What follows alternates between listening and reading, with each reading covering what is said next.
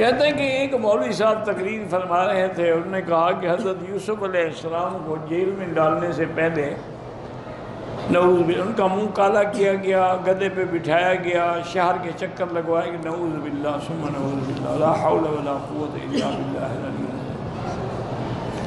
انا للہ و انا، اللہ پاک اپنے انبیاء کو اتنا ذلیل اور رسوا نہیں کرتے۔ انا لننصر رسلنا والذین آمنوا فی الحیات الدنیا ویوم یقوم الاشہاد۔ اللہ فرماتے ہیں ہم اپنے رسولوں کی مدد کرتے ہیں۔ یوسف علیہ السلام کا جیل جانا جو ہے، یاد رکھو، یہ کوئی بطور سزا تو تھا ہی نہیں۔ تمہیں کیوں گدھا پہ بھی بیٹھنا پڑ گیا؟ اس مولوی کو کسی نے بٹھایا ہوگا گدھا پہ، اس نے اپنا غصہ یوسف علیہ السلام میں نکال دیا۔ بھئی یوسف علیہ السلام کے بارے میں عزیز مصر بھی جانتا تھا کہ وہ بے گناہ ہے۔ یوسف اعرض عنہا،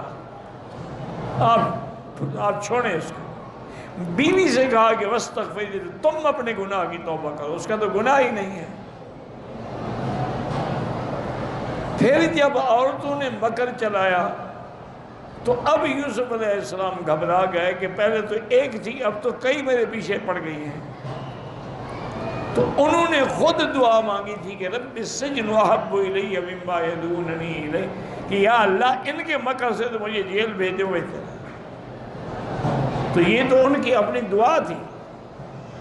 اور دوسرا یہ ہے کہ عزیز مصر نے اور اس کی بیوی نے بھی یہی مشورہ کیا کہ بات پھیلتی جا رہی ہے، پھیلتی، بہتر ہے کہ ہم یوسف کو جیل میں بھیج دیں۔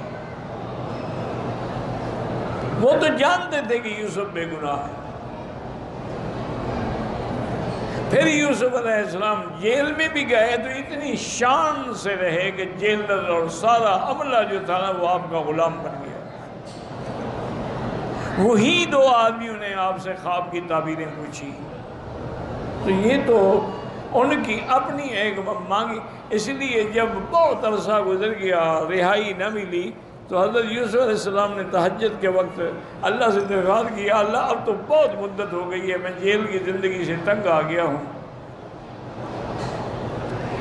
اللہ نے جبریل بھیجا کہ موسیٰ علیہ السلام سے کہہ دو کہ جیل تو تم نے مانگی تھی کہ ان کے مکر سے بچاؤ، مجھے جیل جانا پسند ہے۔ اس کہہ دیتے ان کے مکر سے بھی بچاؤ، جیل سے بھی بچاؤ، ان دونوں سے بچا دیتے۔